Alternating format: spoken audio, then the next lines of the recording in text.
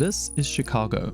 It's the third largest city in America, has a transit network that gets you anywhere in the city without a car, a stunning lakefront, and a food scene that consistently punches above its weight. It is, by any reasonable measure, a world-class city. And compared to other world-class cities, especially those in America, it's an absolute bargain in cost. Because when you actually run the numbers, the affordability is kind of staggering.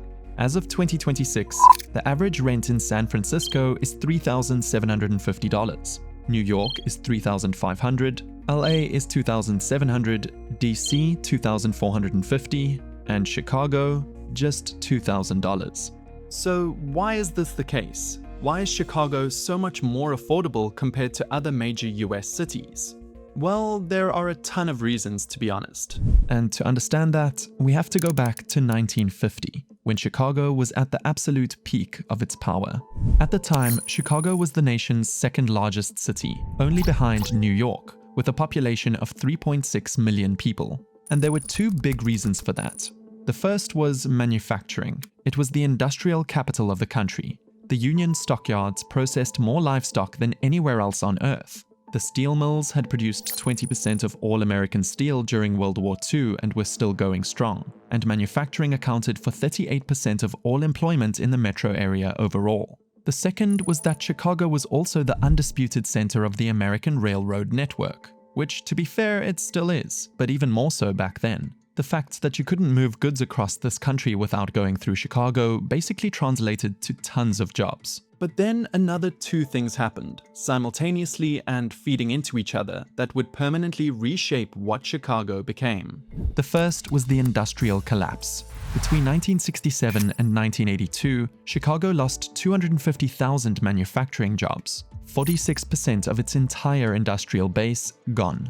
The Union stockyards closed in 1971 after a century of operation. The steel mills followed, the factories followed.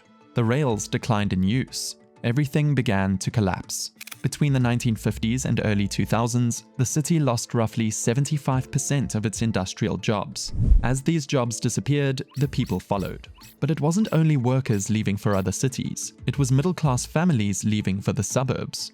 See, the post-war era transformed American cities in a very specific way. The GI Bill made home ownership in the suburbs accessible to returning veterans. The Interstate Highway Act of 1956 made commuting from those suburbs into the city fast and easy. And in Chicago, as in most American cities, this process was layered on top of decades of redlining, which had systematically denied African American families access to suburban neighborhoods and concentrated poverty in the urban core.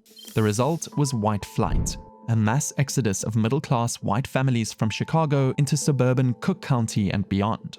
The city went from 3.6 million in 1950 to 2.7 million in 2026, the lowest point since 1920. That's nearly 1 million residents gone. It lost its tax base, population, and consequentially, housing demand. The city was built to hold a lot more people, so today there's still a large housing stock of older 2 flats, 3 flats, 4 flats, bungalows, and courtyard apartments left over, which are a major factor in its affordability, even if Chicago is actively tearing down thousands of them. But here's the thing, the Chicago metro area didn't shrink though, it actually grew, from 5.2 million to 9.5 million in that same time period. So all that growth happened in the suburbs, not the city, which meant the city's housing market, with all its excess supply, kept prices low, relatively at least. But of course, population decline isn't the only reason for this. There's also the matter of geography.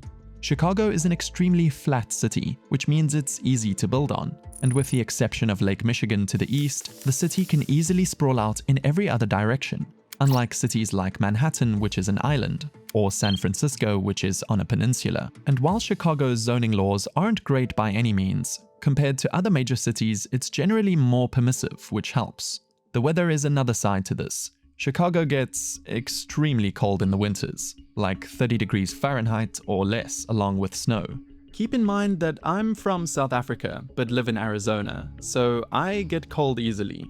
But Chicago winters are still infamously cold. It's a big reason why many people don't want to move there. You barely see the sun for months. Lastly, there's where Chicago actually is, in the Midwest, which is just as much of a geography problem as it is a perception problem. For the past several decades, the gravitational pull of American migration has flowed in two directions, toward the coasts and toward the Sun Belt. New York, San Francisco, Los Angeles, Boston, and Seattle on one side, coastal cities with a sense of being at the center of things. And then various cities in states like Florida, Arizona, and the Carolinas on the other hand.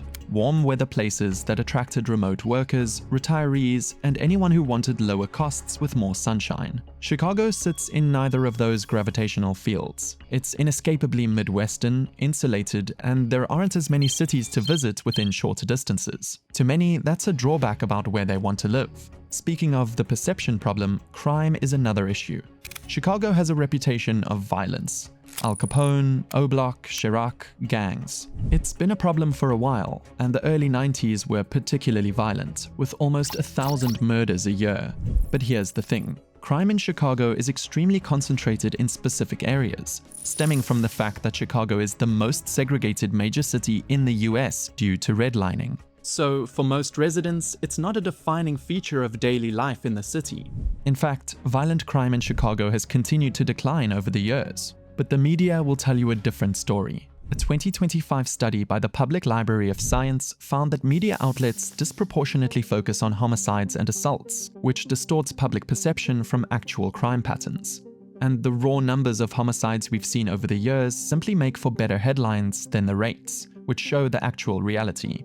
Because while Chicago has a higher raw number of homicides than any city, when you look at per capita, which actually matters the most, it's only number 17, which is still bad, don't get me wrong, but it isn't what it seems. This has led to Chicago carrying one of the most feared reputations of any city in the US, and as long as people believe Chicago is one of the most dangerous places in America, fewer will choose it. And fewer people choosing it means lower prices.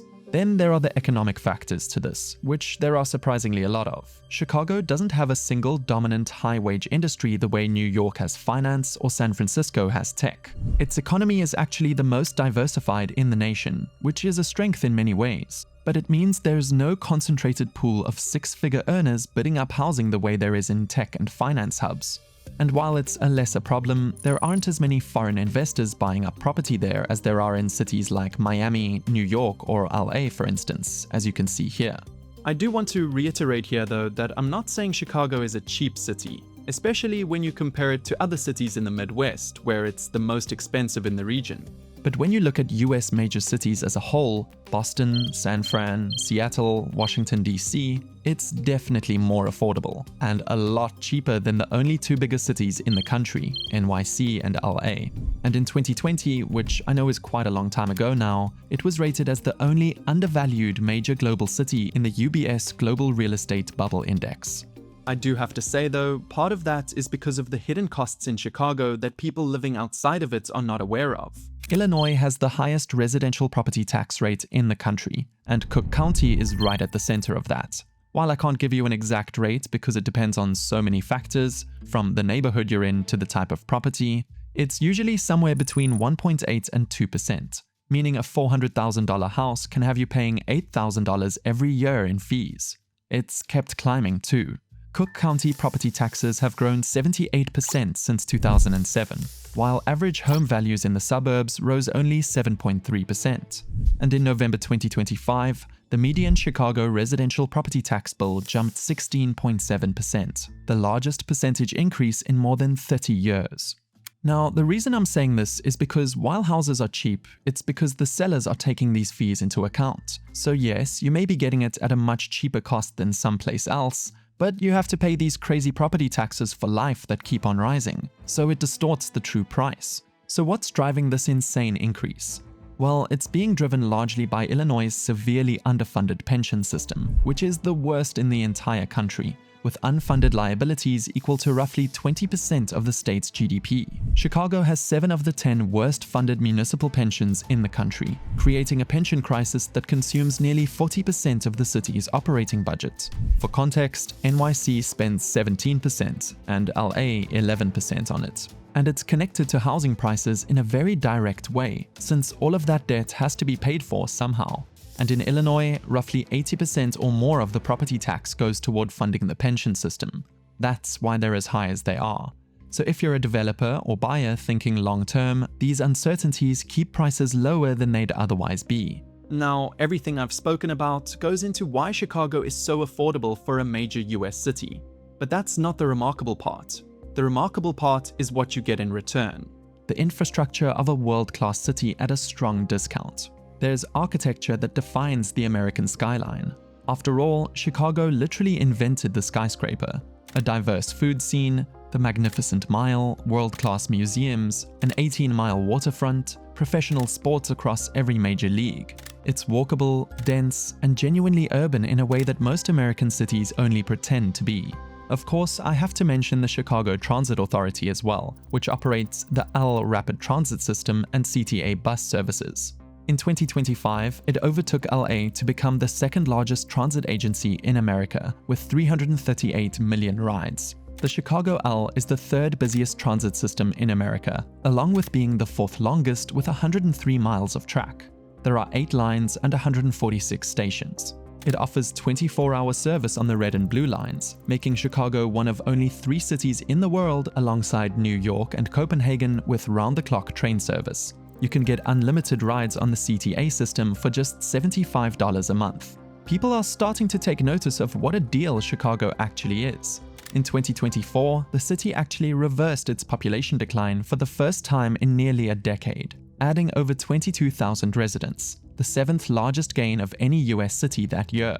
At the same time, there's another signal underneath that. Domestic outmigration is slowing. In 2022, Chicago lost 122,000 residents to other parts of the country. By 2025, that number had dropped to 34,000. People who grew up there are starting to realize that it really is such a good deal, especially when looking at similar major cities getting more and more unaffordable. Whether Chicago keeps up this growth depends on whether the fiscal crisis gets managed or accelerates. It depends on whether the south and west sides get real investment or continue to be written off. But at least as of today, the discount is real, the city is real, and the window for this may not stay open forever. Thank you for watching, and don't forget to subscribe for more content like this. I'll see you in the next one.